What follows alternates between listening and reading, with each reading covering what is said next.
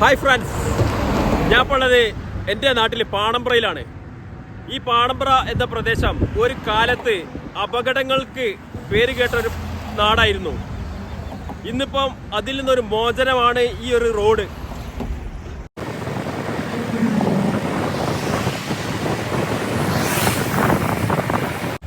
പുതിയ ഹൈവേ ഇതാ, പഴയ കാലത്തെ ഹൈവേ ഇതാ. നിരവധി ആളുകളെ മരണത്തിലേക്ക് തള്ളിയിട്ടൊരു വഴിയാണിത്. ഇന്നിപ്പം നമ്മൾക്ക് അതിൽ നിന്ന് മോചനാണ് ഈ പുതിയ വഴി. അസ്സലാമു അലൈക്കും വറഹ്മത്തുള്ളാഹി വബറകാതുഹു. പ്രിയമുള്ള സഹോദരന്മാരെ, നമ്മുടെ പാണമ്പ്ര നാട്ടിൽ എല്ലാം കൊണ്ടും പ്രശസ്തമായ ഒരു പ്രദേശമാണ് പാണമ്പ്ര. ഒന്ന് നമുക്ക് പരിചയപ്പെടുത്താൻ പറ്റുന്ന ഒരു കാര്യമാണ് ഭൗതിക വിദ്യാലയത്തിൽ യൂണിവേഴ്സിറ്റി നമ്മുടെ പരിസരത്താണ്. അതിൻ്റെ അടുത്താണ് പാണമ്പ്ര എന്ന് നമുക്ക് പറയാം. അതുപോലെ തന്നെ മതപരമായ വിദ്യാഭ്യാസ രംഗത്ത് ഏറ്റവും മികച്ചു നിൽക്കുന്ന സമസ്ത കേരള വിദ്യാഭ്യാസ ബോർഡിൻ്റെ ആസ്ഥാനം ചേളാരി സമസ്താലയം നമ്മുടെ മറ്റൊരു വശത്താണ്. ഇതിൻ്റെയൊക്കെ നടുവിൽ നിലകൊള്ളുന്ന ഒരു പ്രദേശമാണല്ലോ പാണമ്പ്ര. ഇവിടെ മറ്റൊരു പ്രശസ്തി എന്തെന്നാൽ നമ്മുടെ ഈ NH നാഷണൽ ഹൈവേ, ഈ റോഡ് ഇപ്പോൾ പുതിയ റോഡായി വികസിച്ചു വളരെ സൗകര്യത്തോടു കൂടി വലിയൊരു വൻമതിലൊക്കെ നമുക്ക് വന്നിട്ടുണ്ടെങ്കിലും നമ്മുടെ നാട്ടിലെ ചലനങ്ങൾക്കൊന്നും അത് വലിയ പ്രയാസം വന്നിട്ടില്ല. കാരണം നമുക്ക് അണ്ടർ പാസിംഗ് ഒക്കെ കിട്ടിയത് കൊണ്ട്. പക്ഷേ ഇതിന് മുമ്പത്തെ റോഡിൻ്റെ അവസ്ഥ വലിയൊരു വളവ്, അതോടുകൂടി ഇറക്കം, അതുകൊണ്ട് തന്നെ ഒരുപാട് അപകടങ്ങൾക്ക് ഈ പ്രദേശം സാക്ഷിയായിട്ടുണ്ട്. പല പ്രമുഖ വ്യക്തിത്വങ്ങളും അപകടത്തിൽപ്പെട്ട ഒരു സ്ഥലമാണ്. അതുപോലെ ഒരുപാട് കൂട്ടമായ മരണം സംഭവിച്ചിട്ടുണ്ട്. അതുപോലെ തന്നെ ഒരുപാട് വാഹനാപകടങ്ങൾ സംഭവിച്ചിട്ടുണ്ട്. ദിനം പ്രതി എന്ന് പറയും പോലെ തന്നെ ഇവിടെ വാഹനാപകടങ്ങൾ നിത്യസംഭവങ്ങളായിട്ട് വന്നിട്ടുണ്ട്. അതിലെടുത്ത് പറയേണ്ടതാണ്, ഞാൻ വരുന്നതിന് മുമ്പ് തന്നെ പാണമ്പ്രയെ പറ്റി അന്വേഷിക്കുമ്പോൾ പറയുന്ന ആ അപകടം നടന്ന സ്ഥലമല്ലേ. ഇവിടെ മുമ്പൊരു ബസ് അപകടം നടന്നിട്ടുണ്ട്. ഒരുപാട് ആളുകൾ മരണപ്പെടുകയും റമദാനിലാണ് എന്നൊക്കെയാണ് കേൾക്കാൻ സാധിച്ചത്. വലിയ ഒരു ദുരന്തമായിട്ട് നമ്മുടെ നാട്ടിൽ അത് നടന്ന ഒരു പ്രദേശമാണ്. അതിൻ്റെ ശേഷം ബസ് അപകടം വീണ്ടും നടന്നിട്ടുണ്ട്. രാത്രിയൊക്കെ ബസ് ഡിവൈഡറിൽ കയറി ദീർഘദൂര വാഹനങ്ങൾ, ടൂറിസ്റ്റ് ബസ്സുകളൊക്കെ കയറി ഒരു ദിവസം ഡിവൈഡറിൽ ഒരു ബസ് കയറി അങ്ങനെ കുറേ അങ്ങോട്ട് അതിൻ്റെ വീലുകളൊക്കെ നിലത്തിൽ നിന്ന് ടച്ചിങ് വിട്ട് അത് അമർന്ന് നിൽക്കുന്ന ഒരവസ്ഥയിൽ കുറേ സഹോദരിമാർ മുന്നിലുള്ള ഗ്ലാസ്സൊക്കെ തകർന്ന് മുന്നിൽ റോഡിലേക്ക് തെറിച്ച് വീണിട്ടുണ്ട്. അന്ന് ദയനീയമായ അവസ്ഥ ഞാൻ നേരിട്ട് കണ്ടതാണ്. എല്ലാവരും ചേർന്ന്, യാത്രക്കാരും ഒക്കെ ചേർന്ന് അവരെ സുരക്ഷിതമായിട്ട് അവർക്ക് വേണ്ട ചികിത്സകളും അതുപോലെ തന്നെ രക്ഷാപ്രവർത്തനങ്ങളൊക്കെ നടത്തി. പിന്നെ അതിൻ്റെ ശേഷം ജഗതി ആക്സിഡൻ്റ് ആയത്. ജഗതി നമ്മളറിയാം, ഒരു പ്രശസ്തനായ ഒരു വ്യക്തിയാണല്ലോ. പിന്നെ ഇവിടെ സുബൈൻ്റെ സമയത്ത് വാഹനം ഡിവൈഡറിൽ ഇടിച്ച് കയറി ആക്സിഡൻ്റായി. പിന്നെ അന്ന് നമ്മളെ വിദ്യാർത്ഥികൾ കാര്യമായിട്ട് അതിൽ ഇടപെട്ടിട്ടുണ്ട്. അവർ ഓടിച്ചെന്ന് ജഗതിനെ എടുത്ത് പിന്നെ വാഹനത്തിലൊക്കെ കയറ്റി വേണ്ട എല്ലാ നിലക്കുള്ള രക്ഷാപ്രവർത്തനം നടത്തി. പിന്നെ മറ്റുള്ളവരെ ഏൽപ്പിച്ചു കൊടുത്തേക്കാണ്. അതിൽ കുറേ ആളുകൾ പിന്നെ ഇവരെ പ്രശംസിക്കുകയും അതുപോലെ തന്നെ അതിനുവേണ്ടി രക്ഷാപ്രവർത്തനം നടത്തിയവരൊക്കെ അനുമോദിക്കുകയൊക്കെ ചെയ്തിട്ടുണ്ട്. പിന്നെ അതിൻ്റെ ശേഷം ഇവിടെ ഒരു ജഗതി വളവ്, ഞാൻ പല സ്ഥലത്തിൽ നിന്നും ഞാൻ പാണമ്പ്ര ആ ജഗതി വീണ സ്ഥലമല്ലേ, ജഗതി ആക്സിഡൻ്റ് ആയ സ്ഥലം എന്നൊക്കെ എന്നോട് എങ്ങനെ അന്വേഷിച്ച് ഒരു ജഗതി വളവ് എന്ന് വരെ ചിലർ പറയലുണ്ട്. അപ്പോൾ വലിയൊരു ആക്സിഡൻ്റാണത്. പിന്നെ അതുപോലെ തന്നെ ലോറികൾ നമ്മുടെ റോട്ടിൽ നിന്നും അതിൻ്റെ പള്ളിയുടെ ഭാഗം ഒരു വെള്ളം ഒലിച്ചു പോകുന്ന ഒരു തോടാണ്, അതിലേക്ക് മറിഞ്ഞു വീണിട്ട് പിന്നെ ക്രെയിനുകളൊക്കെ കൊണ്ടുവന്ന് പൊക്കിയെടുത്തിട്ടാണ് പിന്നെ ആ അപകടത്തിൽ നിന്ന് അവിടുന്ന് രക്ഷപ്പെടുത്താൻ, വാഹനത്തിനൊക്കെ രക്ഷപ്പെടുത്താൻ സാധിക്കല്.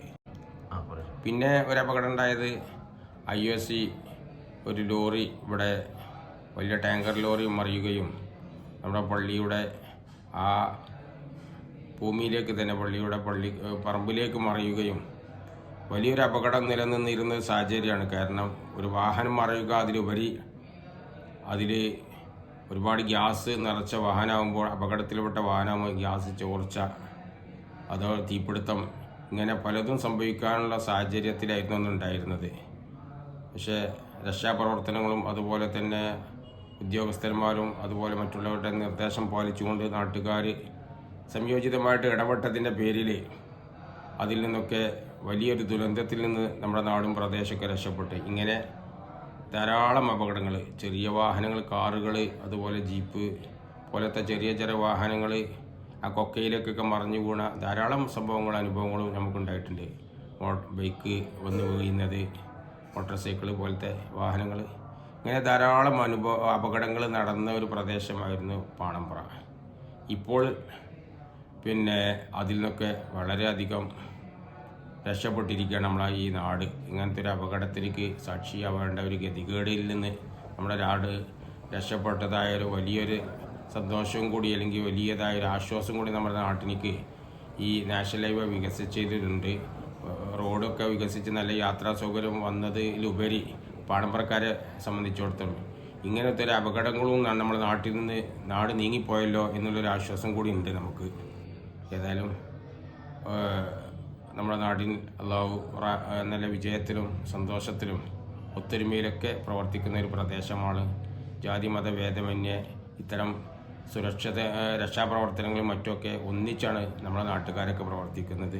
ഇതിൽ എല്ലാവരെയും അനുമോദിക്കുകയാണ്. എല്ലാവർക്കും നല്ലത് വരട്ടെ എന്ന് പ്രാർത്ഥിക്കുകയാണ്. അസ്സലാമു അലൈക്കും വറഹ്മത്തുള്ളാഹി വബറകാതുഹു. നമ്മുടെ പാണമ്പ്ര എന്ന് നമ്മൾ പുറം സ്ഥലങ്ങളിലേക്ക്, അതായത് നമ്മുടെ നാടല്ലാത്ത സ്ഥലത്ത് പോകുമ്പോൾ, എവിടെ സ്ഥലം എന്ന് ചോദിക്കുമ്പം ആദ്യ കാലഘട്ടങ്ങളിൽ നമ്മൾ പറയാറ് പാണമ്പ്ര എന്നാണ്. പാണമ്പ്ര എന്ന് പറയാൻ കാരണം വെച്ചാൽ പാണമ്പ്ര അപകട പരമ്പരയുടെ ഒരു നാടായിരുന്നു, പ്രത്യേകിച്ച് പാണമ്പ്ര വളവ്. ഞങ്ങളൊക്കെ കുട്ടിക്കാലത്ത് ഒരുപാട് അപകടങ്ങൾ കണ്ട് വളർന്ന ആളുകൾ, അവിടെയുള്ള ആളുകളും ആ പ്രദേശവാസികളൊക്കെ. ഒരു കാലത്ത് അവിടെ ഒരു ബസ് മറിഞ്ഞ് 40ഓളം ആളുകൾ മരിച്ചു. VP ബ്രദേഴ്സിൻ്റെ ബസ് മറിഞ്ഞ് 20ഓളം ആളുകൾ മരിച്ചു. അങ്ങനെ 100 കണക്കിന് മരണങ്ങൾ സംഭവിച്ച ഒരു വളവ്. അന്ന് കുട്ടിക്കാലത്തൊക്കെ ഞങ്ങളൊക്കെ പറഞ്ഞിട്ട് അവിടെ എന്തോ ഒരു പ്രേതമുണ്ട്, അതാണ് ഇതെന്നൊക്കെ പറഞ്ഞ് കുട്ടിക്കാലത്ത് ഞങ്ങളുടെ മനസ്സിലേക്ക് മുറിവേൽക്കുന്ന രീതിയിൽ, അല്ലെങ്കിൽ ഭീതിപ്പെടുത്തുന്ന രീതിയിലേക്ക് അതിലൂടെ യാത്ര ചെയ്യാൻ വരെ പേടിയായിരുന്നു. പിന്നീട് ആ അപകട പരമ്പര വരാൻ ഒരു കാരണം, ആ റോഡ് സത്യത്തിൽ തന്നെ കോഹിനൂർ മുതൽ ചേളാരി വരെ സ്ട്രെയിറ്റ് ആയിരുന്നു എന്നാണ് പറയപ്പെടുന്നത്. ആ സ്ട്രെയിറ്റിൽ അത്രയും വേഗത്തിൽ പോരുന്ന വാഹനത്തെ ഒന്ന് സ്ലോ ആക്കാൻ വേണ്ടി അന്നത്തെ ഒരു എൻജിനീയർ ആ വളവിനെ ഒന്ന് വളച്ചു കൊണ്ടുവന്ന്, ആ വളച്ചു കൊണ്ടുവന്നതോട് കൂടിയാണ് ഇവിടെ അപകട പരമ്പര ഉടലെടുത്തതും അതൊരു തെറ്റായ തീരുമാനമായിരുന്നുവെന്ന് പിന്നീട് അത് തെളിയിക്കപ്പെടുകയും ചെയ്യും. അപ്പോൾ അതിനുശേഷം ബൈക്ക് യാത്രക്കാർ, ഇപ്പം IOCയുടെ ടാങ്കർ ലോറി, അങ്ങനെ അനവധി അപകട പരമ്പരകളാണ് അവിടെ നടന്നത്. ഇപ്പം അവസാന സമയത്ത് ജഗതി ശ്രീകുമാറിൻ്റെ വല്ലാത്ത ഒരു വലിയ കലാകാരൻ്റെ അവശനിലയിലേക്ക് എത്തിക്കാൻ കാരണമായതും പാണമ്പ്ര തന്നെയാണ്. പാണമ്പ്ര വേറൊരു സംഭവിച്ചാൽ, ആ കാലത്ത് ഇത് അപകടം നടന്ന സമയങ്ങളിലൊക്കെ ഇതൊരു സാധാരണ രീതിയിലായിരുന്നു ആളുകൾ കണ്ടിന്. അവിടെ പാണമ്പ്ര അപകടം നടന്നു, ആ രീതിയിലേക്ക് ആ റോഡ് ആ രീതിയിൽ വളച്ച് കൊണ്ടുവന്നതുകൊണ്ട് ഉണ്ടാവാനിടയായി.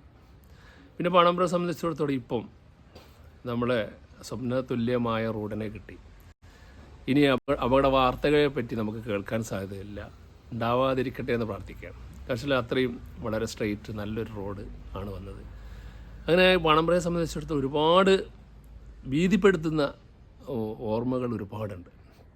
ഞങ്ങൾ കുട്ടിക്കാലത്തും അതിന് ശേഷവും ഇവിടെ അടുത്ത കാലത്ത് വരെ എന്തായാലും മാറ്റം വന്നിട്ടുണ്ട്. അതുകൊണ്ട് വളരെ സന്തോഷം നാട്ടുകാർക്കും ഞങ്ങൾക്കും എല്ലാവർക്കും.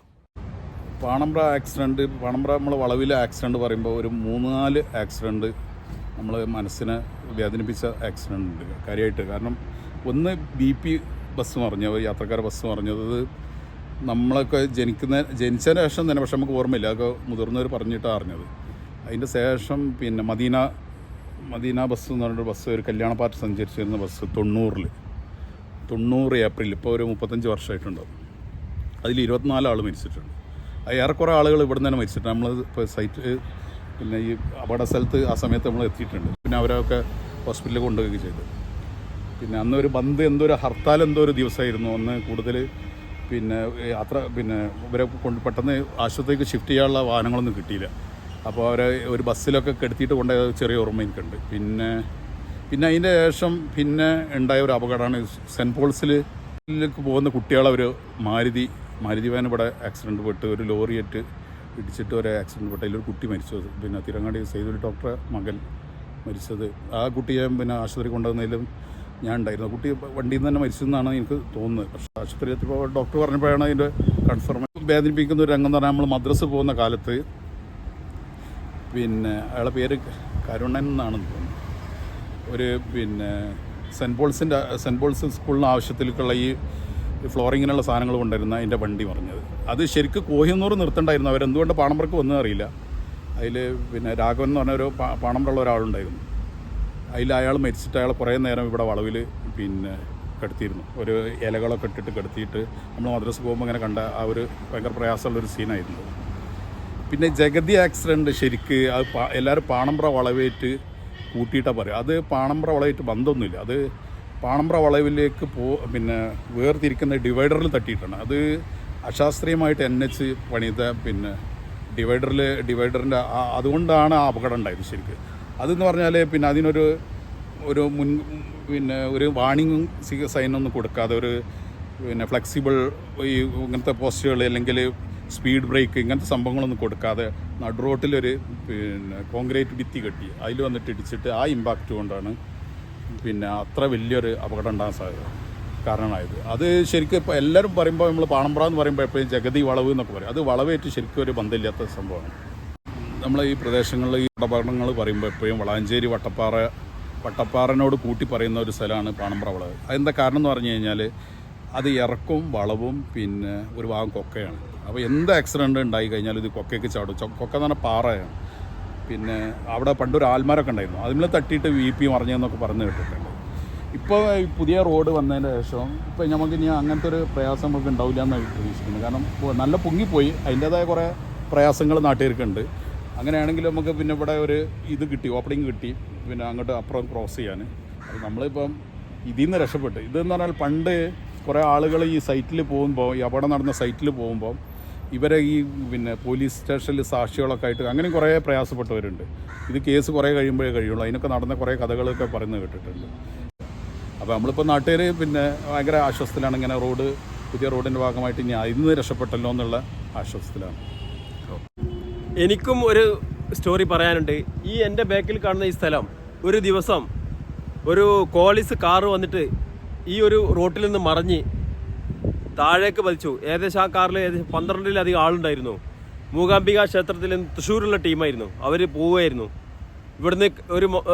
ഈ രാത്രി 8 മണിക്കാണ് സംഭവം. അത് അങ്ങനെ ഇരിക്കുകയാണ് ഒരു ബൈക്കിൽ ഒരാൾ വന്നിട്ട് അങ്ങാടിയിൽ വന്നിട്ട് പറഞ്ഞ് ഇങ്ങനെ ഒരു കാറ് മറിഞ്ഞിട്ടുണ്ട്. അന്ന് ഇവിടെയൊക്കെ കാടാണ്, ഫുള്ളായിട്ട് കാടാണ്. ഈ ഭാഗത്തേക്ക് ഒരാൾക്ക് വരാനും കൂടി പറ്റില്ല. ആ സമയത്താണ് ഒരാൾ വന്ന് പറഞ്ഞ്, ഞങ്ങൾ ആ ലൈറ്റും ഇല്ല, ആ സമയത്ത് കറണ്ടും ഇല്ലാത്ത ഒരവസ്ഥയാണ്. ആ സമയത്ത് ഇവിടെ വന്ന് നോക്കിയിട്ട് ഒന്ന് മൊബൈലൊന്നും അത്ര ഫേമസ് അല്ല. ആ സമയത്ത് ഇവിടെ കാറൊന്നും കാണാനില്ല, കാരണം കാട് കൊണ്ട്. പിന്നെ ഞങ്ങൾ തിരിച്ചു പോവുക, കുറേയൊക്കെ നോക്കിയിട്ട് തിരിച്ചു പോകുന്ന സമയത്ത് ഇവിടെ ഒരു സൗണ്ട് കേൾക്കുക, ഒരു അമ്മയുടെ കരച്ചിൽ കേൾക്കുന്നത്. നോക്കിയപ്പോൾ കോളീസ് അതിൻ്റെ ഉള്ളിലേക്ക് പോയിട്ട് കാട് പോലും കാണാൻ പറ്റാത്ത അവസ്ഥയില്ലേ. അന്ന് ഏകദേശം 3 ആളുകൾ അന്ന് മരണപ്പെട്ടു. ആ അമ്മനെ ഞാനും എൻ്റെ ഫ്രണ്ട്സും ഒക്കെ കോഴിക്കോട് മെഡിക്കൽ കോളേജിലേക്ക് കൊണ്ടുപോയി. പോകുന്ന വഴിയിൽ വെച്ചിട്ടാണ് ആ അമ്മ മരണപ്പെടുന്നത്. അങ്ങനെ നിരവധി ആളുകളെ ഞാനും എൻ്റെ ഫ്രണ്ട്സൊക്കെ ഇവിടുന്ന് ജീവൻ രക്ഷിച്ചിട്ടുണ്ട്. നമുക്ക് ഒരുപാട് ഈ പല മനുഷ്യന്മാരെ വികൃത രൂപങ്ങളൊക്കെ, കാല് പോയതും കൈ പോയതൊക്കെ വികൃത രൂപങ്ങളെ കണ്ടിട്ട് മനസ്സ് മരവിച്ച് അതാണ് പല ഈ പ്രദേശത്തുകാർക്ക് പറയാനുള്ളത്.